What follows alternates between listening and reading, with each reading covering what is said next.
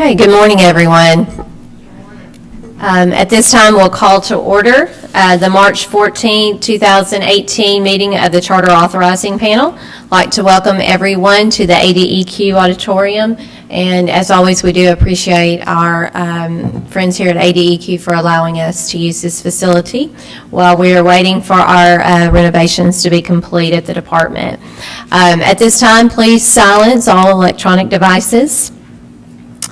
And we have with us this morning, we've got a couple of our panel members who are not here, but with us we do have Mr. Mike Wilson, and we also have Ms. Toyce Newton, Dr. Mike Hernandez, and Dr. Nackerman Williams.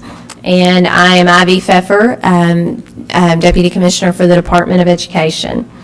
As chair, it's my goal to facilitate a fair and responsible hearing, and I will request that each person speaking please state your name and title for the record. I will ask that you continue to speak clearly into the microphone for the benefit of the panel, the audience, and the viewing audience. The meeting is being live streamed and recorded. Ms. Sharon Hill, our court reporter, will be providing a transcript of the meeting. It will be posted on the ADE website. And so at this time, we will look at our consent agenda. We have minutes from the previous meeting on the consent agenda. Does anyone need to discuss those minutes?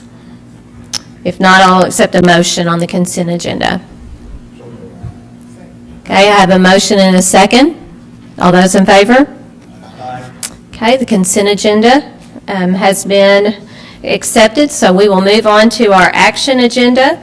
And at this time we have the action agenda item for Rockbridge Montessori, and our attorney, Ms. Davis, is going to explain the hearing process, voting process, and what the panel needs to do to review the report to make a recommendation on the charter this morning.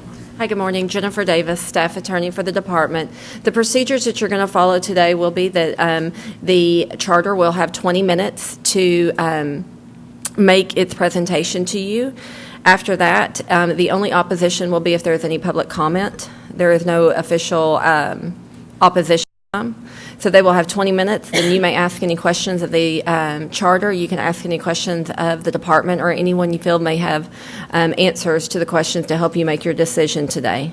And I think that Alexandra will cover it, but because they are on probation at this point, you can either choose to release them from probation, extend probation, revocate the charter, amend the charter in other ways, or take other action. And we can get to that a little bit further when after your presentation and you're ready for that. But those persons that will be providing any information to you today, including department staff, outside of the attorneys, will need to be sworn in. So if you want to do that before and get kind of everybody collectively, that would probably be easiest for you. Oh, yes. Also, you do have your Google Doc to make your notice for why you voted the way that you do when it comes up for that, so that way the charter will have it as well as the state board. Okay, we'll go ahead and move to Ms. Boyd to introduce us to this agenda item, and then we will swear everyone in. Thank you, Madam Chair. Alexandra Boyd, Director of Charter Schools. Today, for your consideration, you have the probationary status of Rockbridge Montessori School. On Wednesday, April 19, 2017, the Charter Authorizing Panel met and voted to place Rockbridge Montessori School on probation for 1 year. Today, you will consider that probationary status and decide to take action upon it. From the charter, we have the Superintendent, Will Felton, who will start us off. Okay, so at this time, let's go ahead and swear in anyone who would be providing testimony today. Ms. Davis, that would also include our ADE folks. Okay, so let's go ahead and do this. All representatives from Rockbridge Montessori School, from the department, and anyone who would be speaking in opposition, please stand to receive the oath. Okay. Do you swear or affirm that the testimony you're about to give should be the truth, the whole truth, and nothing but the truth? Okay. Thank you. And Mr. Felton, at this time, if you will come forward and identify yourself for the record, we will have, you have up to 20 minutes for your presentation. William Felton, Superintendent of Rockbridge Montessori. I did supply some papers for you guys that over the questions that you asked to address. I know Dr. Ola was talking about the reading instruction, and so we kind of highlighted that if you wanted to look at that. There was a lot, so I kind of just went through what we have covered, the steps that we've taken. This was a literacy plan drawn up by the teachers and myself. The changes that we made from Montessori, there was some confusion on how I presented the whole language. Montessori is mostly whole language, so there was some confusion about, what does that look like, and then the science of reading and what we made changes of. And you can see on there that there had been a lot of changes, like more phonics, phonemic awareness, how we dealt with the spelling and the writing portion. Reading comprehension has been in place, and other things, small group instruction. If you need a few minutes to look over that, we can.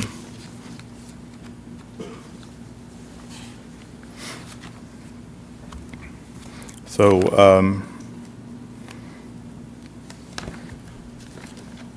one of the things, Panel members, the document he's referring to is entitled Literacy Update on the agenda, so that's what we're looking at right now.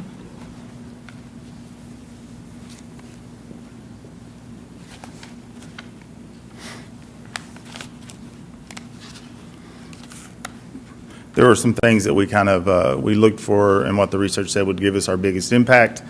So some things were put, minor changes were made, but then the biggest PD and those changes will be done over the summer, and then those will be implemented in the next year for those changes. Because we knew we couldn't do everything in 1 year and we didn't want to rush it, we want to make sure that the changes had impact and were going to be long-lasting.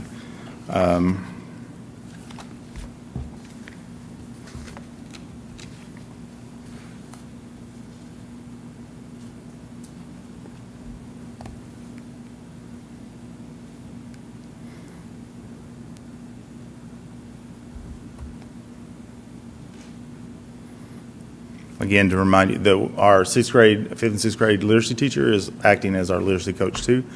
She has a master's in reading. She's, also, we have been accepted, two of our teachers into the READ program, so they're going to do training over the summer too. And they're working with that. We also have a literacy consultant coming from the APSRC to observe classrooms to get feedback on that. We're very excited about the changes. The teachers are very excited about the new transition, about what's happening. The Montessori merge has been very successful because Montessori has a 3-hour block of what they call sustained uninterrupted. And in that 3-hour block, there's a task that they have to do, certain tasks that they have to perform, and there's choice time. And so what we've done is within that task time, that's where the word sorts, the phonetic practice, the small group instruction is happening. So that's where we tied in the science of reading skills and replaced the whole language with that. So it was a natural fit just to replace that there. And so they still have that 3-hour block, which the parents were happy with that change. So they still have the ability to focus and concentrate during that time, which is a component of Montessori. Montessori already does the handwriting component with the spelling. They had the component where they focused on words that had the same rhymes and onsets, but they didn't do any direct instruction on that. So we just entered that in there.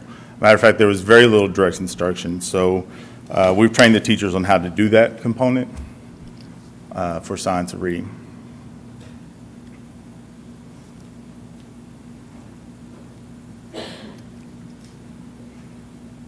I didn't know if y'all had questions or not. I could talk forever, and I don't want to do that for y'all guys. Well, so you have 20 minutes in order to go through and do a presentation. It might be good if you go ahead and present anything that you want to present, and then we can stop and do the questions as we have them. That's going to make it easier to ensure Okay, no problem. fairness for you. So one of the other things we changed was vocabulary. There was really not that much vocabulary instruction unless a student during choice time wanted to do a project about, let's say, whales, and then vocabulary naturally came up in that. So we basically kind of worked with teachers on how to build vocabulary skills. And then for reading in that area, we looked at Greek and Latin roots. We felt like that was the easiest way to get vocabulary introduced for that time. And then working with teachers on context clues, which is a reading strategy. So we did focus on the biggest reading strategies for reading comprehension. So instead of them asking questions at the end of each book or end of each chapter, we focused on reading strategies when they're reading. They were doing whole group reading, so they would read a chapter book to the kids and ask questions. And we went through and we got a whole lot of books donated. We have chapter books and everything, so we taught them about small group reading and how to work with them, literacy circles, how to have discussions, journal entries, and that turned more into a small group, and the discussions became richer. And then we have more time on task at that too. We did introduce a daily 5 component, which is read to self and read to a partner. This is also during the 3-hour block. And for kids that are struggling, this is during their intervention time where they'll read with a interventionist, where we do fluency scores and DRAs for biweekly assessments. And then also our SPED is using this too, and another program to monitor growth.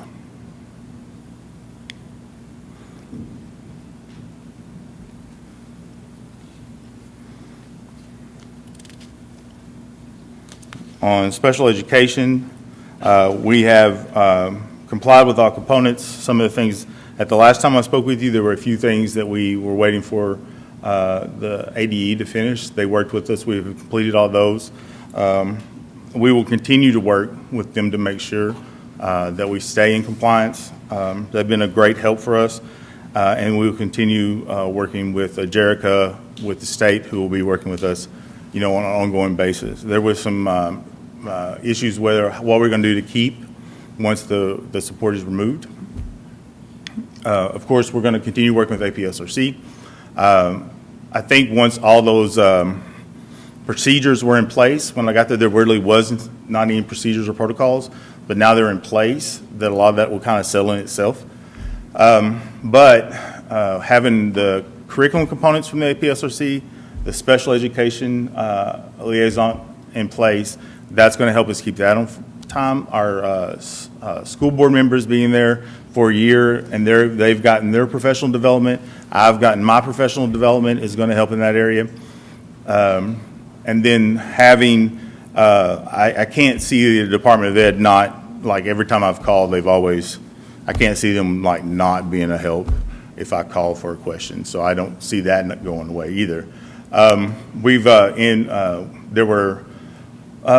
were a lot of things that were missing that are now there that will prevent any of the further actions. We just finished the ELPA 21, which they didn't finish last year, and it's finished successfully. So that was another area that they were worried about. So as far as support goes, I think we have in place a lot of things that will prevent these things from happening again. And we have a support from the APSRC and from the ADE that's going to kind of help us if we need. For finance, I still meet weekly with the accounting team. We go over everything weekly, our projected budget, our ending budget, what we spent, journal entries, projections, everything that needs to go over, so we know that we're not overspending. We're ending each month with more money brought in than we spend, just about. We're looking at where we're going to be come October of next year, September of next year. Do we have enough cash revenue in order to continue before money comes back in? We're actually very excited that we will.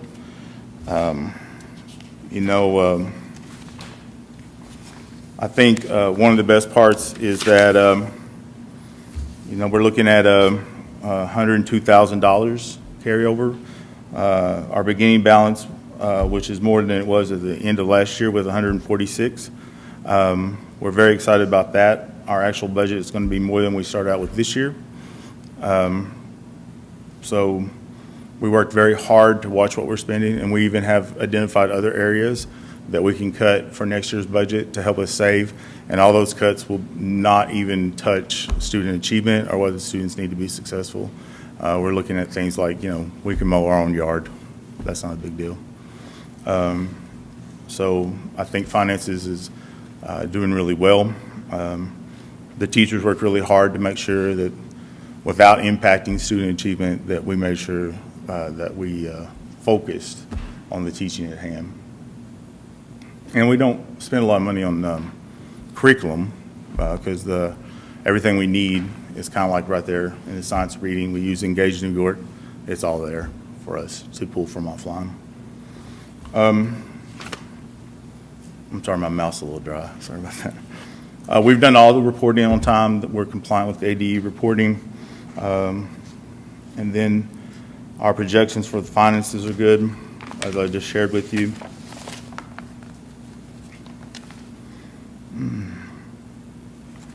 And then for recruitment, we had the River Valley just closed.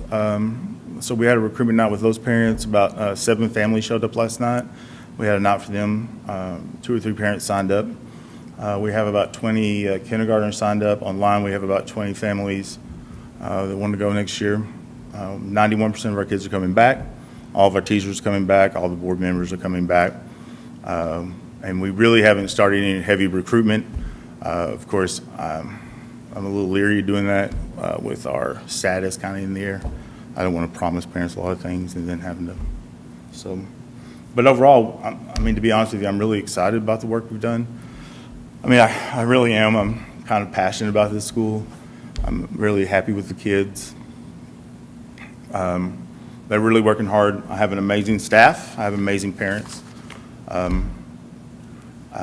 I think, if we get to the point where at some point we come off probation, I think that would raise kind of a cloud over us right now that a lot of people are worried. That was brought up last night by some parents about the probation status. And I don't think it's it's keeping us from doing what we need to do to be successful, but it is like a cloud.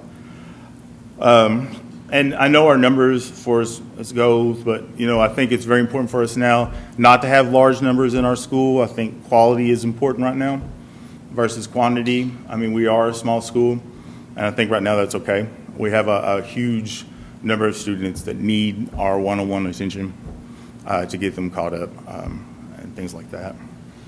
So, I mean, I think that helps address some of the questions you had. If I have not covered anything, just ask me a question.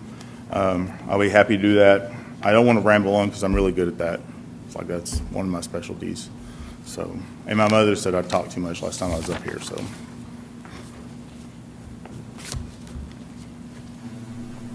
Okay, so so that concludes your presentation then? Okay. And do we have anyone here to speak in opposition? Okay, so at this time, we can begin with questions, and panel, we have the Department of Education staff has prepared some information as well, so depending on your questions, you may need to be specific as to whether or not they're questions from Mr. Felton or questions from the department staff. Why don't we start though? We'll just start with Dr. Williams and go around. Do you have anything specific for Mr. Felton based on maybe what he's presented or something that you didn't hear that you would have a question about, and then we can maybe move to some of the department things. So, okay, Dr. Williams?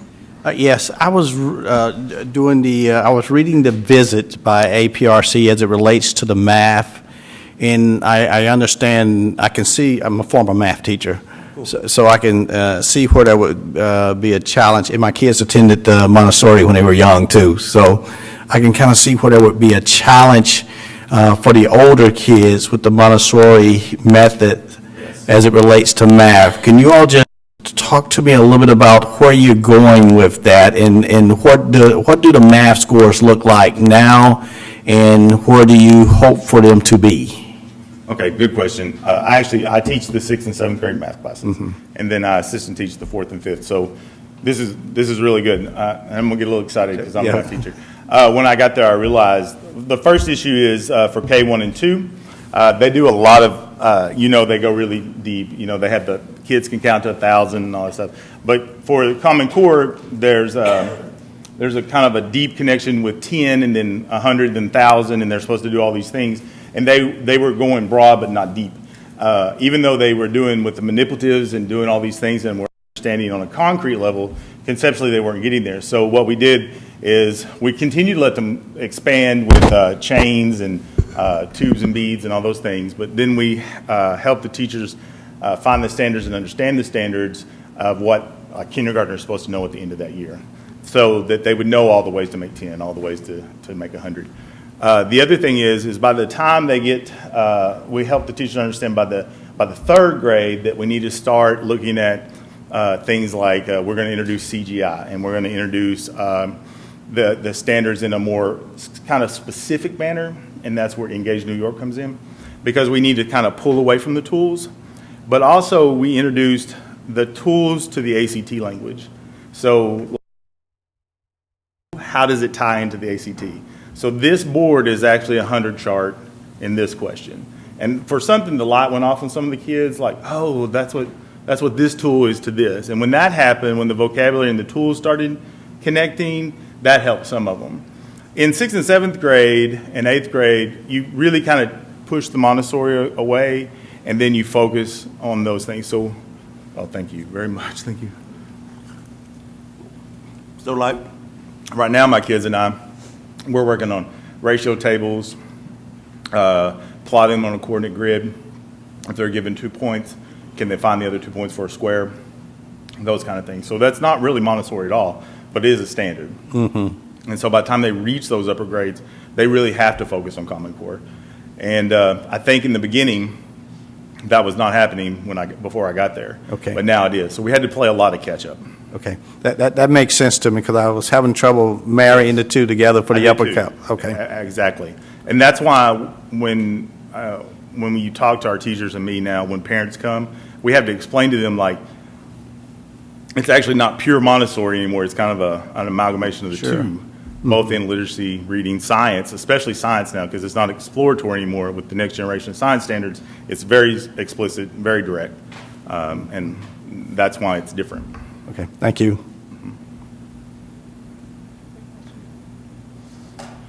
I did have one question, and I'm going to change it based on what you said, is that, so what I'm understanding, and you're just kind of having maybe not a full break, but a real modification on what the traditional Montessori is to kind of what you're doing. I read that in your literacy notes, is that there was one way of doing it, but now you're doing it, a little bit different way with the science of reading and those kinds of things. Yes, sir. I've actually talked to the Ozark Montessori and then other Montessoris around the United States that had to do the same thing. I figured there were other schools, public Montessoris, that had to do the same thing. So I reached out to them. They had some ideas, and then the teachers and I worked together. It really came down to that. Mr. Felton, will you speak in the microphone, Yeah, please? it really came down to the fact that my teachers were really smart. They had to take 3 years of training in Montessori, but they never, the standards were never introduced to them. So once they started seeing the standards, it was like, we don't even cover this. Like, this is not even in our. So once we started doing that, they were like, well, they really started saying, well, then we had to put this away. Why are we even covering fractions in the first grade? Like, that's not even appropriate. So together we started moving things around. But they wanted to hold true to her ideas about brain development and what students can do and can't do on the exploratory side.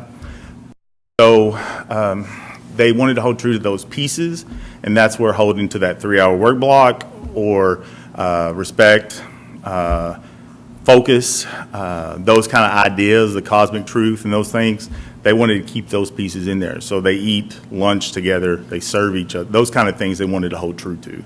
And I was like, we can work with that.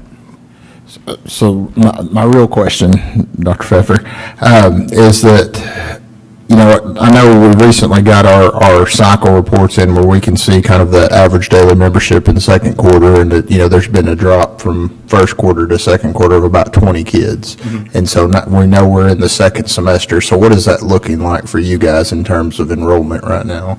Did you have 117? Is that what you have? 117 is what second quarter was. So there was some. This falls on me. Being a new superintendent, I didn't know to look for kids that weren't assigned to classes. So there were some kids not assigned to classes, and I didn't find them until the double entry report. So there were kids hidden I didn't know about, and that's where a lot of them fell. We didn't lose them. They were just out there. And so when I dropped them, that's how we lost a lot of them. We've not really lost a lot of kids since the first. We are up to 121 now, and we just added a new student today. I feel like we're adding 20. We're going to be adding a new kindergarten class next year, and we're adding eighth grade next year. All of our eighth graders coming back, and we're adding 2 new ones that have signed up. I feel positive about that. Again, I don't want a whole lot of kids added next year, but we'll take anybody that comes in the building because I really feel like we still need to focus on the quality of it and fixing some things that need to be fixed. That if we had 325, it might take longer to fix. Does that make sense? So, but if we have 325, we'll do it with 325. Did I answer your question? Ms. Newton? I don't have a question specifically, but I'd like to wait until the staff responds. Okay. Okay. Okay. Go ahead. Mr. Felton, you mentioned that the board situation and the administration situation had more or less stabilized. Do I understand that correctly? Yes, this year we've had a new board beginning this year and myself, and we've kept them. They've done their professional development. We've added new board members this year. Most of the board were parents, so we've added a community member. There's a church member that we leased from the church across the street. They're wanting to add a board member. And we've rotated 2 out and 2 in due to moving, not because they wanted to quit, because jobs moved them, life choices. Have those changes or evolutions occurred since the first of this year? Yes.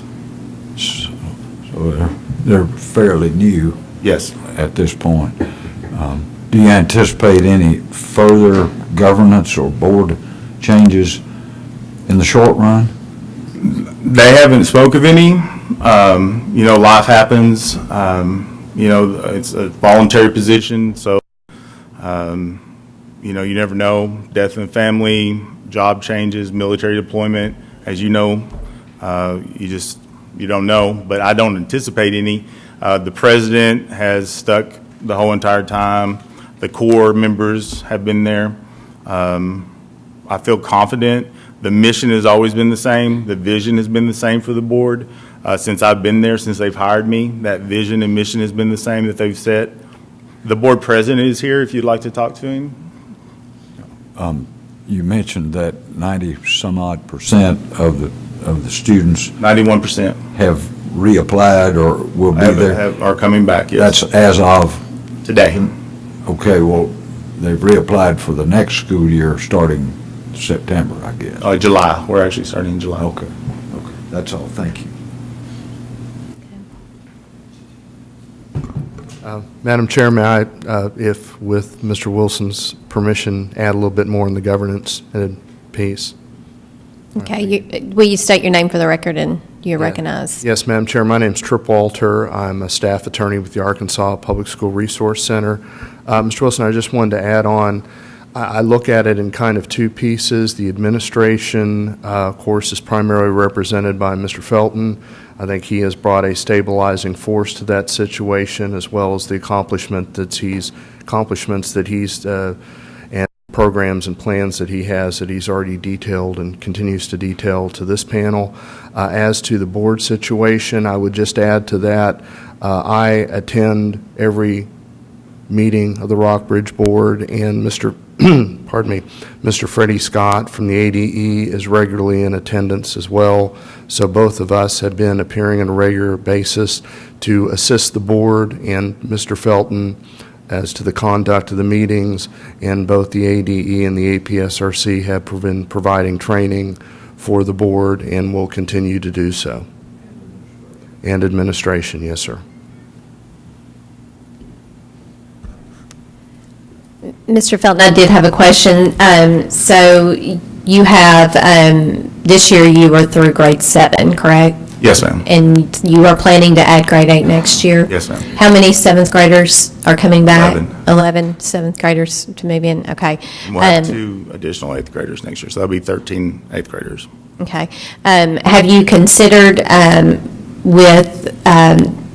you considered not adding the 8th grade to kind of try to continue to get everything fleshed out, or do you feel the capacity is there to go ahead and add the 8th grade with, additional staffing and additional curriculum requirements and?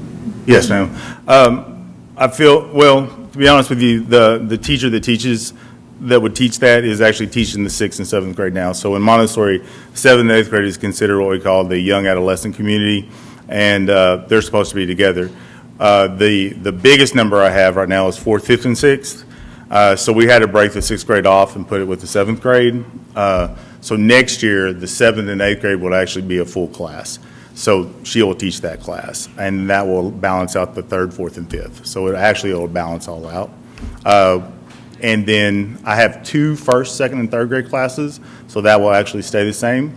And if we get another 15 kindergartners, I'll have to add a 2nd kindergarten class for that. Okay, so walk me back through then the grouping, because then the grouping is another thing that kind of goes back to the Montessori model, correct? Yeah, they're Okay. multi-level. They have the kindergarten classes by itself.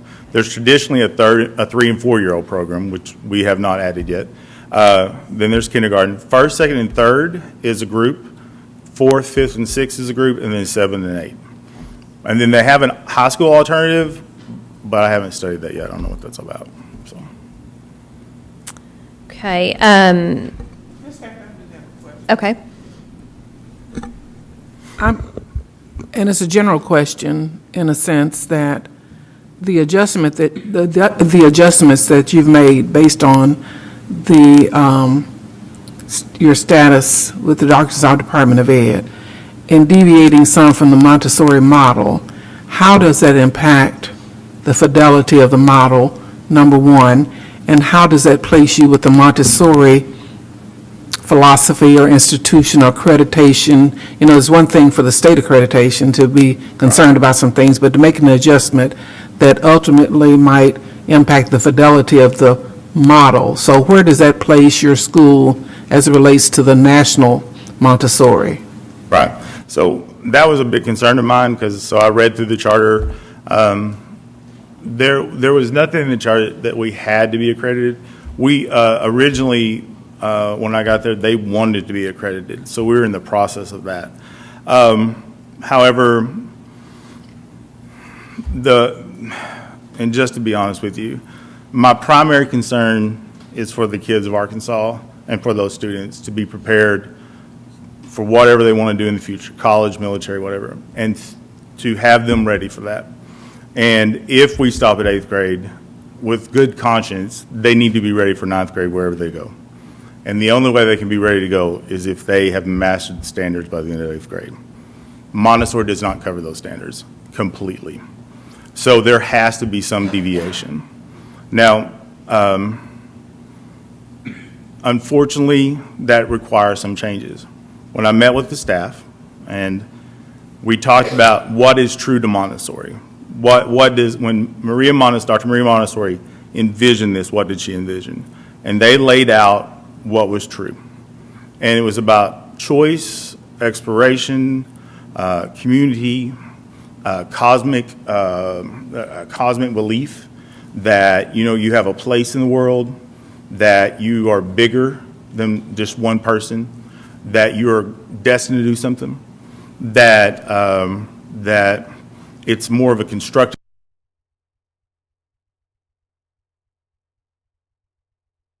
There are a few pieces of community in there. And I think if we hold true to those basic concepts, then we're holding true to Montessori. Now, there was the original leadership wanted all teachers to become AMI certified. There is no requirement for that, but we are continuing our Montessori training, even I, myself, to make sure that we hold true to those concepts. But with all fidelity, I have to make sure that they're meeting those standards. And the only way we can do that is there has to be changes. And that's going to cut into some things that doesn't work. The data shows it. And that's just going to happen. If down the line, I don't see anywhere, I've researched it, I don't see anywhere where that would take Montessori out of our name. Ozark, the Montessori school in Ozark, has done very similar things, and they're still considered a Montessori school, and they're public. So, and from what I gathered from the River Valley parents last night, they've done some things in a private school similar. So, does that help? Okay. If there are no other questions for Mr. Felton at this time, we will go through and hear from different members from the Department of Ed. My document is not loading. I wanted to kind of go through and cover those topics that had been of concern and just get the staff maybe to update that, and we can ask some specific questions if that works. So one of the big issues initially was okay, there we go. All right. So we had finance, special education, the governance, and compliance with ADE reporting. And I think the compliance with ADE reporting might be blended in with some of those others. So do we want to start with the finance? And if we can get somebody to come and maybe just go over with us if there are any documents that we need to look at, if you can point us to those. And we'll be looking at those while you just give us an update and we can ask some questions. Salia Kazi, Program Fiscal Manager, Fiscal Services and Support. We're having trouble hearing you, so get right up in that microphone, please. Salia Kazi, Program Fiscal Manager, Fiscal Services and Support. So I have been working with the Rockbridge Finances. Two of the documents that I've always requested each charter is to send their cash flows and with the projections for the upcoming months and the bank reconciliation. So if you look at the last two items on the agenda, it shows you the budget summary page, which is the one that's purple highlights. And then the cash flow projection is right underneath it. You might have to zoom in to see the fine print. Okay, we still are having trouble hearing you. You're going to have to... I'll try. Yes, yes. Were you able to locate the documents? Okay. So the first page, which is something that I run for all charter schools, tell us how the school is progressing. This report is presenting numbers up until December 31st, 2017. And it shows, the first line is showing you the current and actuals. And the second line shows you what was actually projected. So as of December, their ending cash balance looks really good, in line with what their projections are. Do you have any questions? Okay, Dr. Hernandez, I think, has a question. So as I move through the worksheet here that has, continues to project out, there's that trending actual column that says 43,800. So what are you meaning by that? Is that meaning that you're anticipating if they continue on that their ending balance is going to be 43,000 on books. It's not what they're going to have in the bank. This 43 includes their child nutrition, their federal funds, their state funds, and as you know, federal funds are reimbursed, so whatever expenses they're going to have, they're going to be reimbursed in the next month.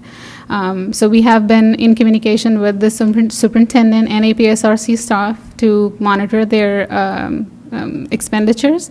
Since their revenue stream is going to drop, they might have to send some money back because of the student enrollment issue that they had in cycle 2 and cycle 4 that you had already addressed and asked.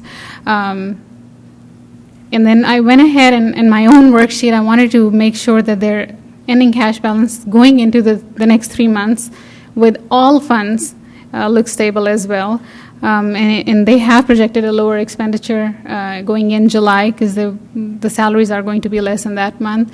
One of my concerns, which in general I want to ask, is if everything in e-finance is current, there are no bills that are being withheld, then I think that they will have a good cash balance going in, and they will be able to recover if they keep monitoring aggressively their expenditures. So they'll have a stable ending cash balance. Okay, and you talked a minute ago about the, and Mr. Felton alluded to on the number of students. So do you have with you how many students they were funded on for this year? I don't have that on with Okay. me. But I know in communication with APSRC finance staff, they had addressed that. So they are aggressively monitoring those numbers. Okay. All right. Dr. Pfeffer, I'd just like to add that since they are in the process of adding grades, that they are funded on current year funding. So it's that the 117 number is the number that the state finance office is using to distribute revenue. Do that, okay. Yep. Yeah. Do you have another question? Okay. Finance question for Ms. Leah? All right, and so going back to also, they're talking about reporting. Do you feel comfortable with their reporting processes now, and that there's more aggressive oversight? Would that be accurate? Yes. And the most important thing that plays a major role is that the communication is very streamlined. Whenever ADE staff addresses the question, it's been answered in a very timely manner. So if there is a finance-related question, I get immediate feedback. The reports are on time. So, yeah. Okay. All right. That seems to be all right now, so thank you very much. So let's move on to special education. If we can have someone from our special education team kind of walk us through any documents we have or provide us just with an overview of what we need to know.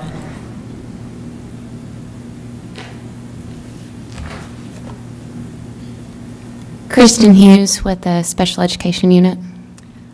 Lisa Tyler, Special Education Unit.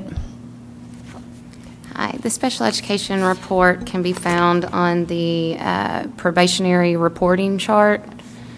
There's a special education section in there.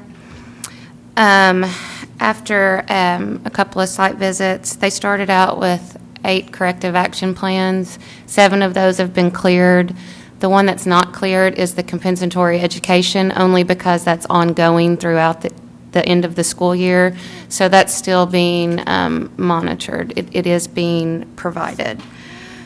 They are developing clear written district-specific special education procedures to ensure ongoing compliant procedures and practices. We will continue funding a consultant, a special education consultant, to those charters that are the highest needs areas. So, and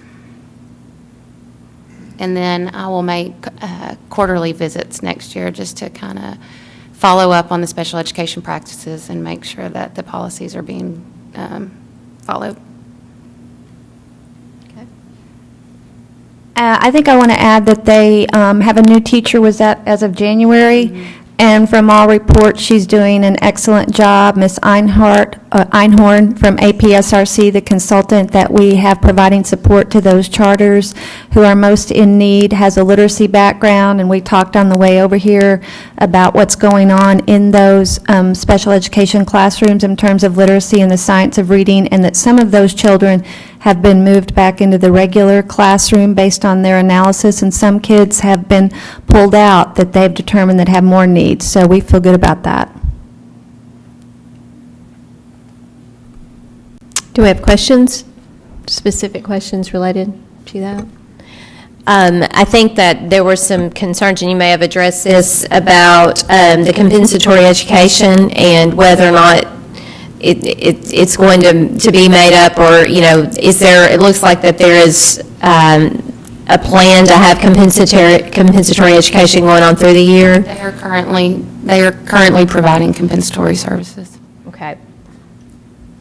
So do you, from a special education standpoint, you said you would continue with the monitoring, support would continue with a consultant. Do you have any concerns right now that you feel aren't being met, something that kind of even might go outside of the realm of what the department could address? I don't. Okay. And Dr. Pfeffer, I just wanted to add, in our report, we said that we would continue funding a consultant to provide support to those highest need charters and districts that don't belong to a cooperative. And if Rockbridge continues to be one of those highest need charters, we will provide that support, but that's yet to be determined. Okay. Thank you for that clarification. Okay. Any other questions? All right, thank you. Okay, the next area was in relation to the governance, and I know Mr. Wilson asked a question about that a minute ago. Looks like we have an expert coming up here to provide us with a little more information on that.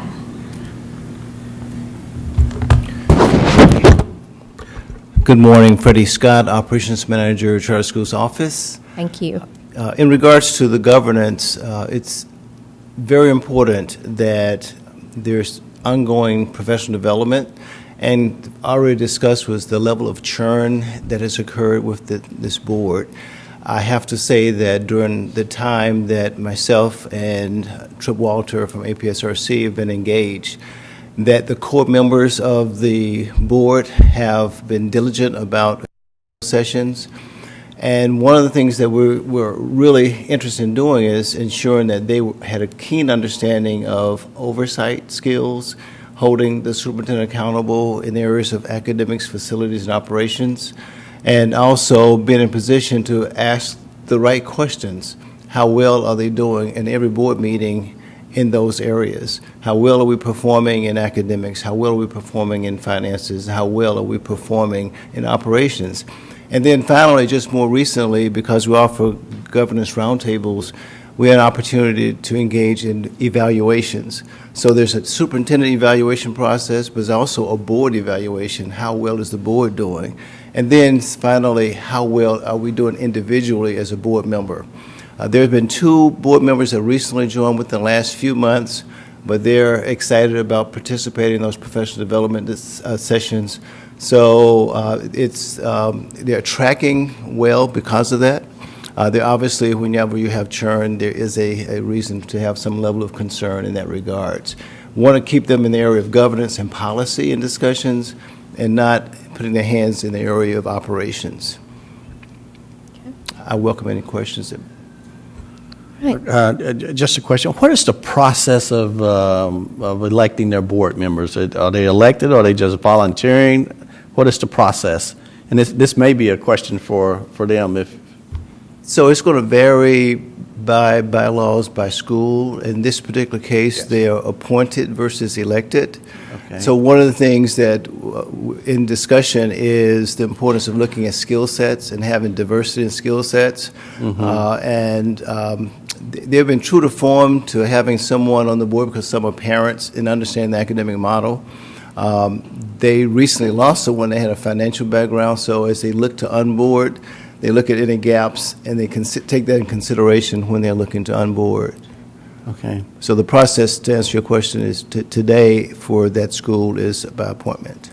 Okay, and is it a self-perpetuating board? In other words, does the board make the appointments of other board members?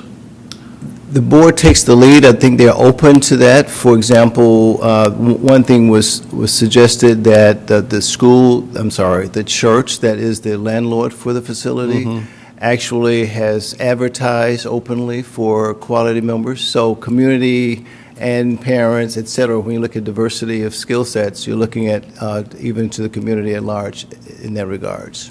Okay.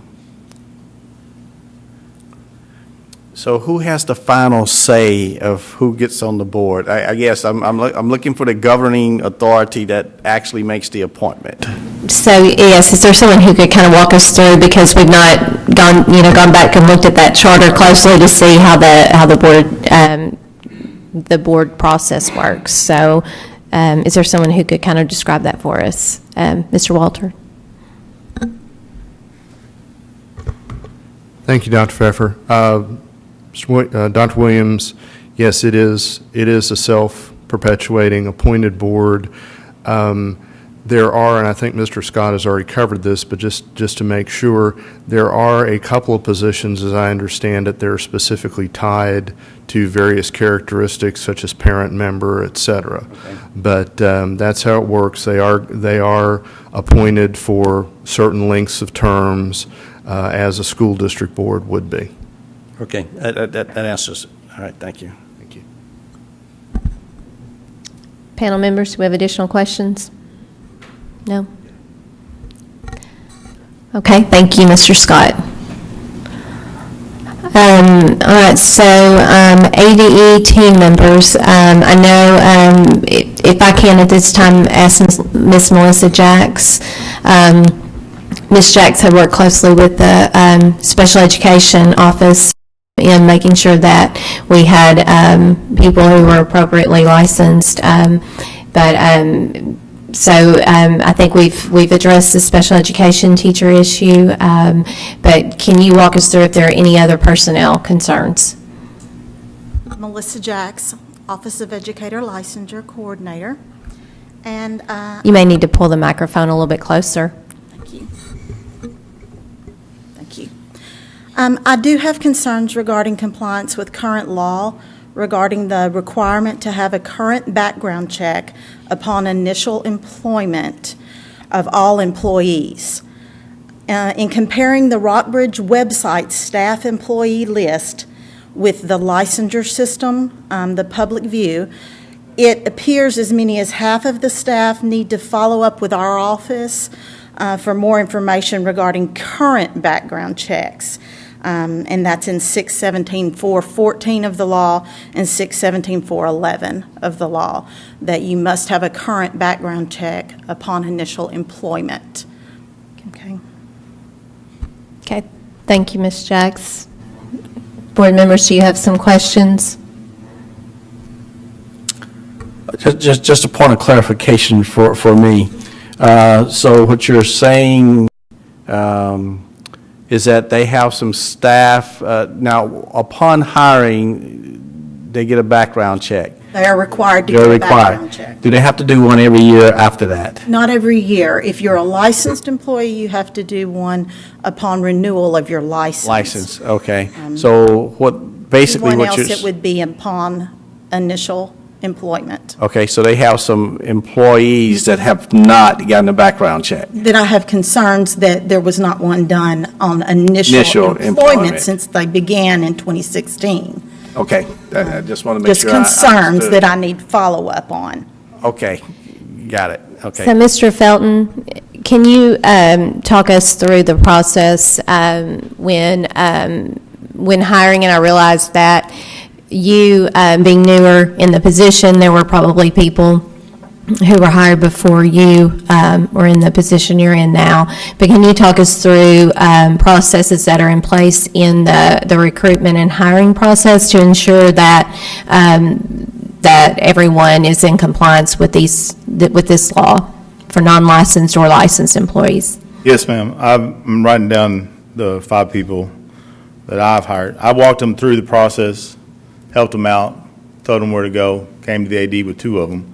I know that they were done. We walked through the process together.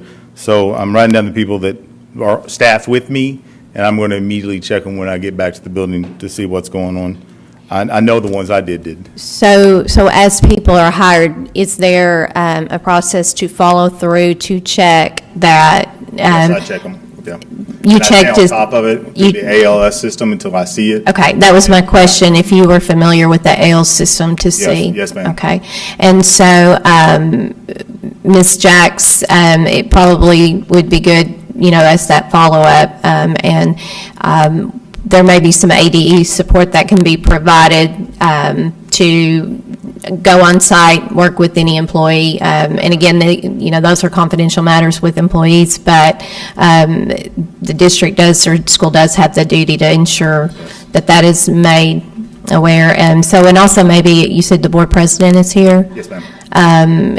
I think that's probably, I would think a protocol from a board standpoint also, in terms of as hiring is completed, that could just be a final step in the process to ensure before that employee begins work, that all of that has been done. Sometimes those background checks can take a little bit of time, and we definitely need to check right now to see if there are people Yeah, that are an issue. Yeah, so, cool. All right, I'll take care of it. Okay. Mr. Walters, do you need to add anything? If I Okay. may briefly, Trip Walter, Staff Attorney, APSRC. Obviously, we will do whatever we can on our end to assist Mr. Felton in the process. I just wanted to bring to the panel's attention, though, that apparently this is something that Mr. Felton was just made aware of earlier this morning. So to make sure that you're aware of that, obviously he will take whatever steps with the department to rectify the situation, and hopefully this won't be a matter of great, I'm not downplaying the seriousness of the matter, but this, as far as a notice issue of what he was prepared for today, won't be considered unduly against him in your decision. Thank you. Okay. Dr. Hernandez. So that was going to be one of my questions is, obviously you were writing things down, so it made it seem like you just heard this for the first time. And so, obviously there's a responsibility on the district to do those things. But, as a matter of practice with our charters, how do we normally wait until now or to do those kinds of things? Or is there some active approach of, hey, we might have concerns, you need to know a little bit about this, that way it's not more timely than it is, doing it at a panel meeting? Right. So it's our practice when we do annual site visits with charter schools to review, to compare their staff list to ALES and let them, we kind of do a spot check and let them know if we find any employees on there that appear to be unemployable, so to speak. So we do that when we do our annual site visits. Because Rockbridge is on probation, we've been going out there quite frequently, and we haven't scheduled an annual site visit. So I think that was overlooked by my office for this current year. And if I may, Dr. Hernandez, I think that this is one of those situations where is the balance? And I cannot say enough about Ms. Boyd and her team in terms of the support that they attempt to give to schools. And it's obvious that there has been a tremendous amount of support poured towards Rockbridge. So this is one issue that, maybe did not get looked at, but I think we also have to go, and APSRC has acknowledged they have spent a lot of amount of time. I think, though, where part of this goes to, though, there have to be processes in place in a school, and we know that the teacher is the number one in-school factor that influences student achievement. And if we don't put personnel as number one priority, whether it's in a traditional sense, any type of other avenue, and I think that just goes to there are just some things that we have to put as a priority that will be checked and that will be done. So I think, yes, there wasn't a good opportunity to probably have much advance notice, but this is not something that we could not also bring to the attention, because the law does require that there is a clear background check for all employees before they begin employment. So I think this is a tremendously important conversation to have right now. But also being aware the school is dealing with a lot of issues. And so the decision today, I think it speaks to our decision today. We have a school that's on probation. There have been a lot of progress made since that probationary time. There are some things that we're not going to know and be able to determine progress until some additional student achievement data come in. But I think until we are completely aware of all the issues surrounding the school, and that's also going to help us in making the decision of what is the ongoing support that's going to be needed, or how much future support can be provided. So. Do we have any other questions from panel members? Okay. Do we have anything else from ADE staff that we did not get to address? Okay. Sorry, Mr. Cosby. I had you on the list and I just overlooked it. If you'll introduce yourself for the record, you'll be recognized. Yes, Roy Cosby, Standards for Accreditation. I guess school improvement now just happened recently, so we'll have a new unit team name soon. I just want to say a couple of things. We also work with Miss Boyd and her team when the charter schools come through renewal, so they get that background from Standards for Accreditation. I just wanted to say we're currently working on our Standards for Accreditation reports. And I just looked at Rockbridge's, and since they have so many waivers, everything looks great. My only concern is the report looked like it had a lot of errors in it, and if the information would have been entered correctly during the Cycle 2 report, then that wouldn't have been as much work for them and for us also. So when that cycle comes through again, we've done a little rearranging with the specialist for Rockbridge could work with them before the Cycle 2 reporting, get the information correct so there will not be any errors, because we know we don't need any more issues with that.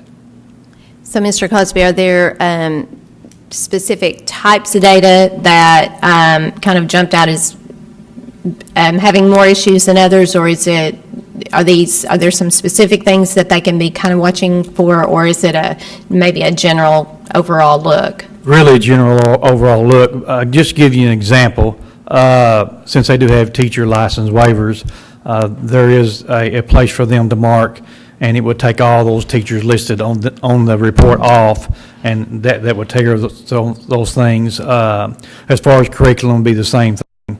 So it'd be a more general review of that. So it would make it much more easier for them in the spring when we're about to do the reports. We're going to put a memo out, in fact, this Friday, and it'll just be much cleaner, and there would be less of a chance to be a problem. Okay. So, Mr. Felton, Can you come up and talk to us a little bit about your thoughts on who does a lot of your data entry that would be included in that cycle report, and maybe some thoughts you might have as to what support you would need, or a way that we might be able to mitigate some of this. And before he says anything, I might say right now, Nate Tumlinson is his specialist. I think that's going to change for the next year, but who he would work with for this cycle, so he can obviously contact him at any time. Thank you. Nate and I are best friends now. So, first I want to say this. I'm not, I was a principal for 3 years, so doing background checks, that's on me. Like, that's my fault, nobody else's fault. I don't want to give the misconception that I didn't know what to do, so that's my fault. I just checked the ones I hired. I should have, knowing everything that went wrong, I should have checked everybody, so that's on me. I don't want anybody else to take responsibility for that. So when cycle 2 came out, I just honestly, like, that was my first cycle 2. There were errors made. I now understand how to do cycle 2, so it's going to be a lot better. And like I said, Nate and I are really good friends, so. Okay. Do you, maybe though, in thinking through some processes or procedures to set up for, long-term sustainability, are there others that you could also have trained or very familiar with the kinds of issues that can come up when there are issues with cycle data? Is that something you One of the issues look at? was they pre-registered every kid. So if the kid filled out an application, whether they pre-registered or not, they put the kid in the e-school as pre-registered. So that gave us like 180 kids. So that's a bad mistake. Second of all, I went to all the APSRC trainings for e-school to make sure that I can double check the entry person to make sure that everything's put in the system right. That's going to help. Second of all, I know all the processes to check to make sure the numbers are correct before we do all that, direct certification, all those things. So I've seen what the mistakes were, and now I know what to check to make sure they're not made again. Okay, thank you. All right, any other questions from the panel? Any discussion? Okay, Ms. Newton. I have to yield to the experts on the panel, and it would be you and Dr. Hernandez, in my view, about whether or not, I understand Mr. Felton's concern about the cloud that the probationary status has and presents for them in terms of a challenge. On the other hand, I've heard a lot of conversations and a lot of work that's done that has been done, but it seems like more work in terms of that needs to be done. So are there material, I'm comfortable, if you guys are comfortable, that the material deficiencies are addressed adequately. That would be my concern before we go into, so I would follow your lead on that. I've heard the staff, and while I know that they're diligent in following up, does it balance? It would be my concern at the end of this discussion and the voting to ensure that the students are, and the processes are in place to ensure that things get done, not perfectly, but leaning toward the benefit of the student as opposed to the work that needs to be done by the administration, if that makes sense. Okay. So I'm kind of struggling, probably the same, I don't know about experts, you're more of an expert than probably I am a lot of things, so, I wasn't here when Rockbridge was put on probation, but what I gather from looking at some of the things, there were some areas that were specified. When we look at finance, special education, governance, and required reporting, and hearing our ADE staff, it seems like my understanding of it is we've got a lot of those things that are under control. Although on the other side of that, I look at things from an academic standpoint, and I see that, looking at ESSA School Index and those kinds of things, is not in a good place. I look at where enrollment is, and may be problematic. If you continue to be on probation, it may be also problematic.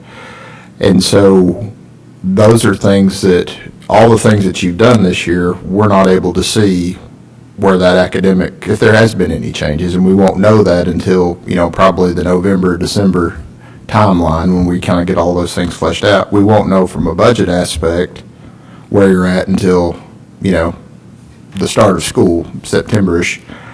So those are things that are in the future. And so it's hard to say, if those were the reasons you were on probation, but we have concerns, is it one of those things that, this is kind of for you guys, or is it something that we say, okay, well, we want to continue probation based on some new added factors, one of them maybe being some things around accreditation and those things. But I'm rambling probably like you are.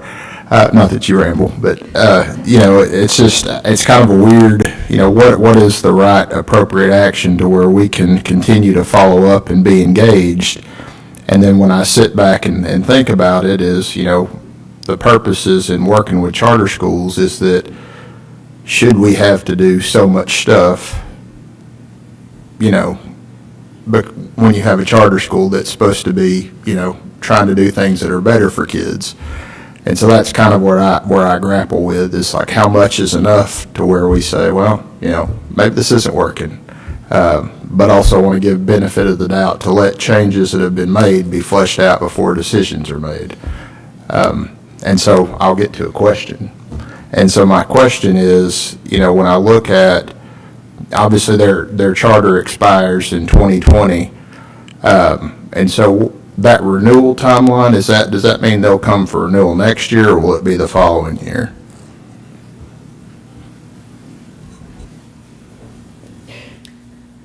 So I'll send out their renewal application in August of 2019. The hearing will be in December of 2019.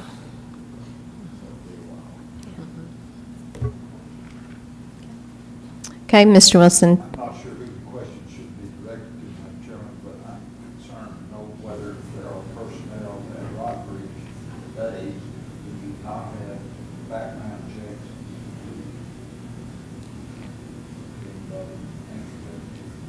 And if there are, how long does it take to get background checks? Okay. Ms. Jacks. Turn it off now.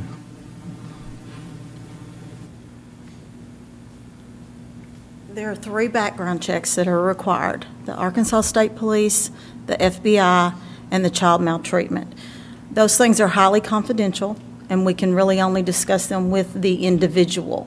But if you'll go to our public website, it will show you when they're approved on a person. So Mr. Felton could go in and he could see when all 3 are approved, but we cannot break them down individual where you could see each one.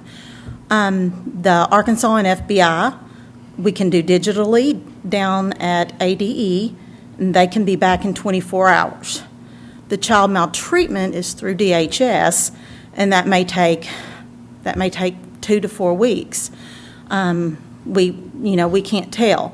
So when I say I have concerns about current background checks on file. And that's really all I feel comfortable saying. And see where we approved a charter school without knowing whether background checks have been done or are in process of being done. And an action that Mr. Felton can take is to ensure that when he returns and goes in and checks on employees, any employee where there would be a question, Mr. Felton can then take steps as far as what would need to be done regarding that employee, and whether there might need to be a substitute to come in and fill in if there are any issues with anyone. So those are some things that could be done. When I get to school, we're going to find these people, and they're going to go get their background checks done immediately. I'm going to look them up, and then I'm going to have them go get their background checks immediately. Forthwith, yes.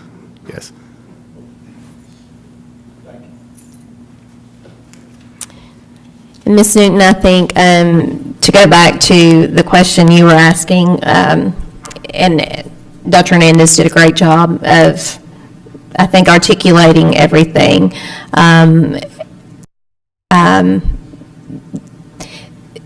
Since Mr. Felton has come, and when initially they were on probation, Mr. Felton was not the superintendent at that time. So I do think that that the issues where the probationary status came from have been addressed, as far as bringing into, I guess what words you use, under control, kind of bringing it under control. I think the ongoing concern is many of these things go back to, though, not just addressing them, but having a process to ensure that they don't reoccur, or that something doesn't change and we slip again and aren't addressing that, which is why I think we're concerned about just the sustainability. And it's a balance between how much support should have to be provided versus giving a charter that is addressing issues a chance to keep moving forward. And as far as the accountability issues, it will be a time before we can see whether or not the results for increased student achievement, academic growth, and progress are being made. That is something that it will take a little more time before we can realize whether or not those efforts are playing out, whether or not having a stable board is having an impact in the overall sustained leadership in that school. So it really is a dilemma.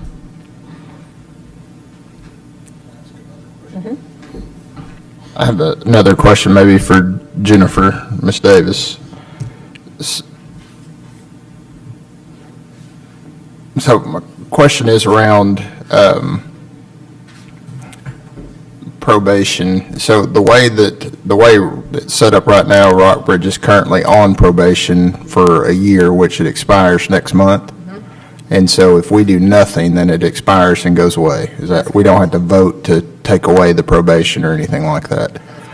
So my second question is what is the effect of being on probation for a charter school? Does it really have any meaning in terms of?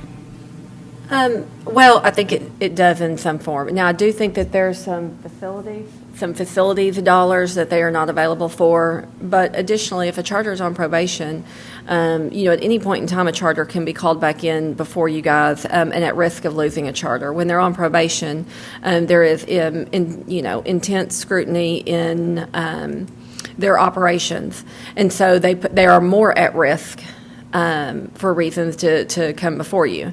So there's that. Also, there's just a connotation that, much like in a traditional public school, a distress label has that if you're on probation, then perhaps, the parents and sending their kids there. So there's some of that's more of a, how they're viewed. But if they're on probation at any point in time, they are subject to more involvement with the department. Not responsibility, but more that they're on point to provide information to you, and that at any point in time they are aware that they could lose their charter. Okay. Mr. Rich, you've been working with the charter, would you like to add something? Ken Rich, APSRC Director of Finance, and Dr. Hernandez, losing the facility funding approximately $500 per student. In a situation where a charter impact. So, I think they've done a great job of making choices this year. But the way I look at that facility funding is that just opens up $500 per student for students. Because that's money that can be going to students if they're off probation. So that is the one factor regarding facilities funding when you're on probation. That's one addressed from a finance standpoint. You follow up? No, unless you've got one. I just have kind of some thoughts, I guess. Okay, go ahead. So, given that, I feel like we don't, sometime later on in next school year, maybe like a December, January timeframe, knowing that they're not going to be up for renewal for yet another year after that, that it would seem to be, in lieu of potentially doing probation or continuing probation, it would be reasonable to have Rockbridge come back, because something you said earlier about teaching math class, every time we have a meeting, it seems like Rockbridge is here. And so that concerns me, in that, that person's being pulled out of the classroom and not being in the school to try to fix issues. And so, potentially coming back and looking at things like, okay, where did they close their books? How did they end up financially? What's their enrollment looking like? What are the new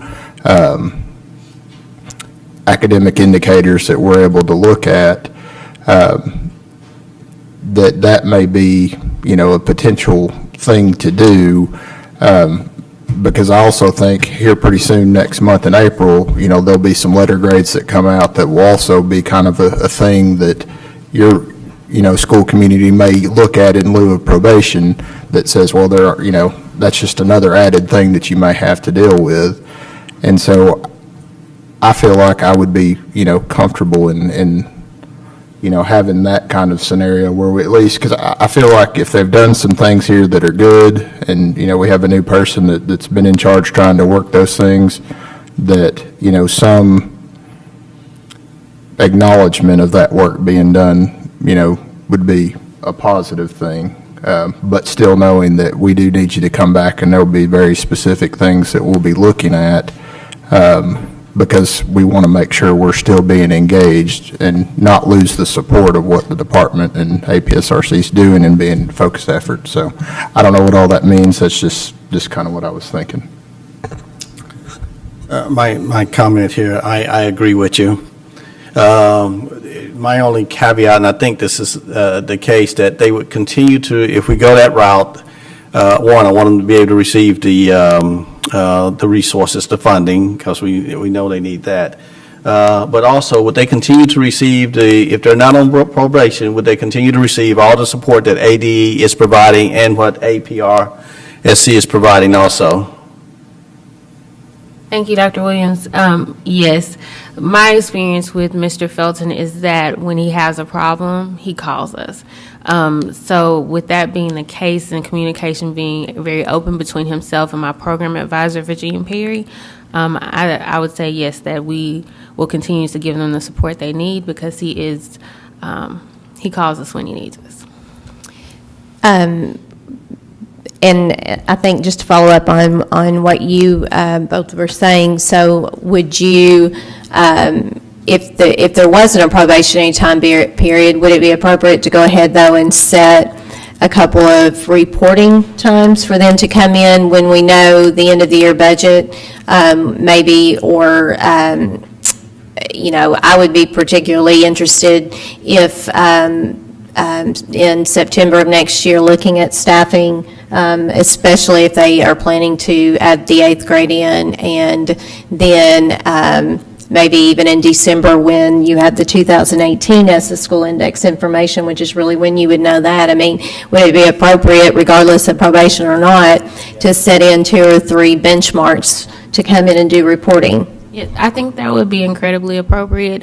And also, I just want to remind you that you could ask for that in one of 2 ways. You can ask for it in terms of just a report that you see, and if you read the report and have concerns, you could call the charter in later, or it could be that you want the report and the charter to appear in person.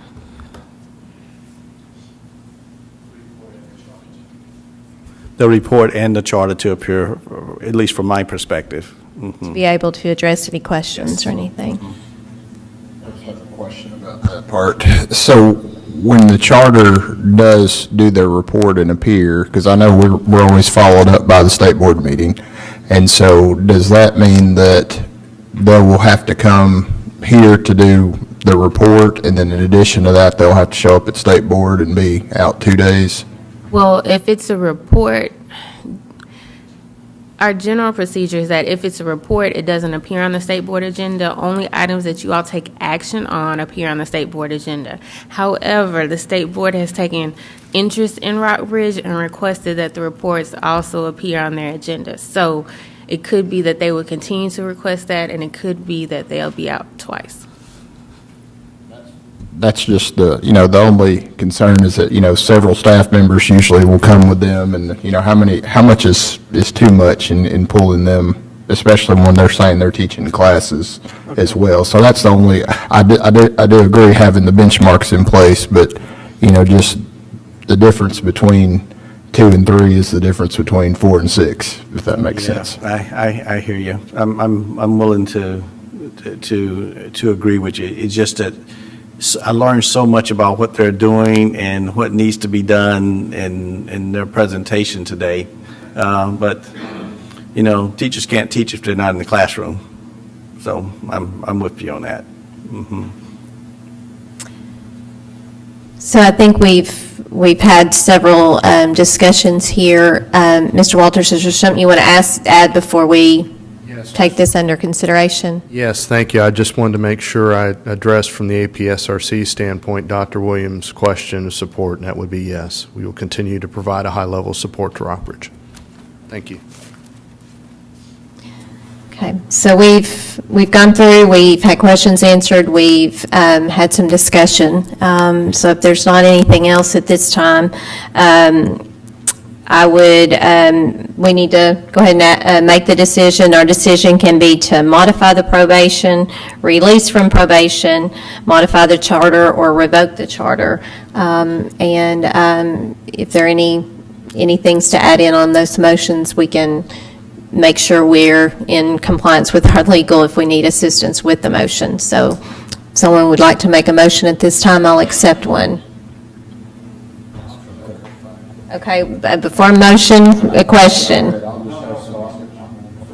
If you have a question, let's do the question before a motion. So we do have to take a formal action to release from probation and not just let it expire? You don't have to. You could technically take no action and allow that to die next month, but, you know, if your effort, you know, it does look like there's an effort in working with the school if you affirmatively release them. So, and one of the things I would suggest is, you know, I know you were discussing about reports. If the concern is how often they need to come here, they can submit reports to the charter office, who can work with ADE staff. And then if there are any issues that ADE staff does not feel are being resolved, then they can come to you and bring that to your attention, and then you can decide if you want to actually call them in. So that way, the ADE is still getting those reports and assistance, and can kind of be working behind the scenes without the charter having to come before you. So that is an option that you can do. So that way, you know, ADE doesn't, you know, can help along the way and not be surprised by any issues along with the charter as well. So that's an option.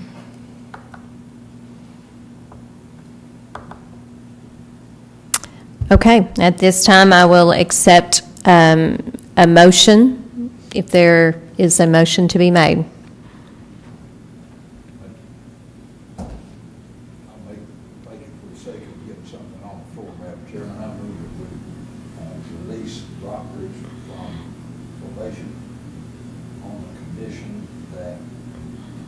Periodic reports, say periodic every 90 days or 6 months, whatever you want, to the charter school department, as far as the department.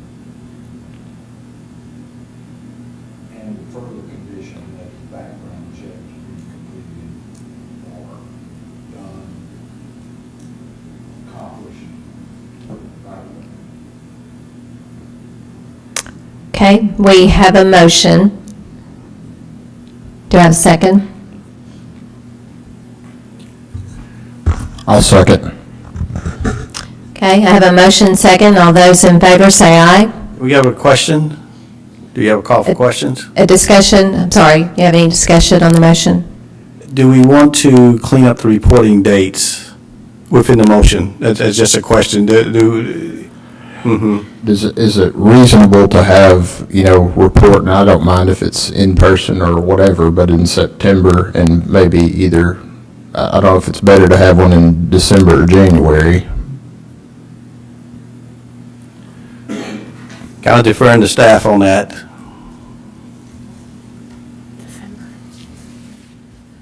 So September for staffing, the staffing report, and then December for, what is it you want, the ESSA report? Accountability. I think we would look at, you know, staffing and finance in September, and then December would be kind of accountability, academic progress. Okay, I think that's appropriate timeline.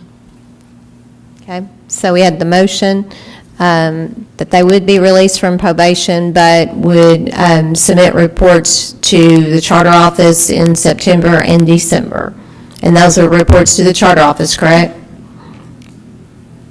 On the motion? That was the motion, I believe, that they would submit the report to the charter office. Am I correct in that? Yes.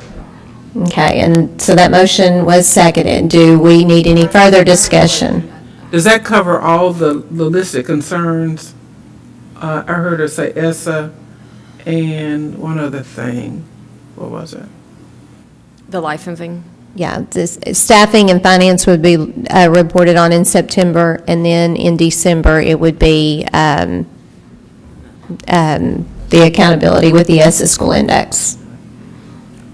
So, from my understanding, Dr. Hernandez's friendly amendment to the motion is that the motion would read, to release Rockbridge from probation with required reporting as follows: a report on finance and staffing in September, and a report on accountability status in December. And accountability would include accreditation, the ESSA scores, all of that. And can I clarify, is that report a report to the charter office, or is that an in-person report to this committee, panel?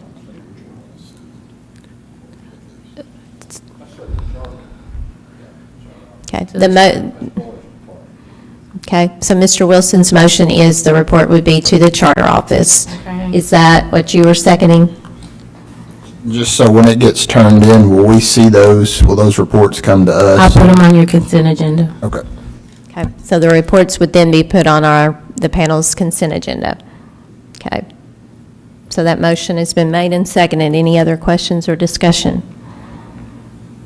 All those in favor say aye. Aye. Any opposed? Okay, the motion has been accepted. If you'll go to your voting sheets and please record your vote. And I'd just like to read the motion again for the record.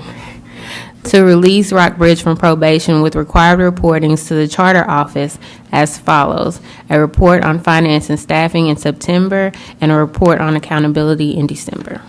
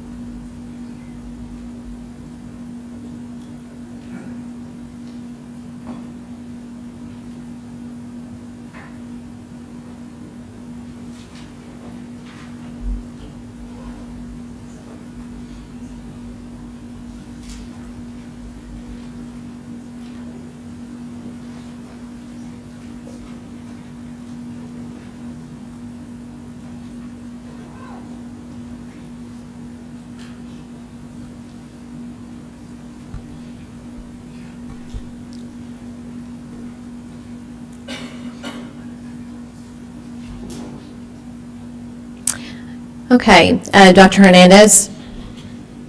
I voted for the motion. So the motion acknowledges progress made in some areas, but requires continued monitoring and support. Ms. Newton? I voted for the motion. The motion allows continued monitoring. I voted for the motion.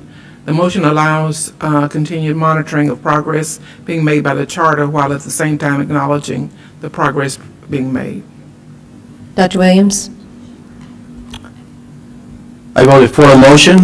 Progress made warrants the removal of probation, yet there is work to continue in a number of areas, therefore the required reporting. And Mr. Wilson? I voted for the motion. I was very impressed with the work that Rockbridge has done with the support of excellent support from Ms. Boyd's staff, ADE, and from APSRC. That's a good example of cooperation. All right, thank you very much, and we will continue to work with you. At this time, I believe we're going to take a 10-minute break to transition into our work session. Is that correct, Ms. Boyd? Yes, ma'am. Okay. Overall. So we're going to take a break, and we will then look at our work session agenda.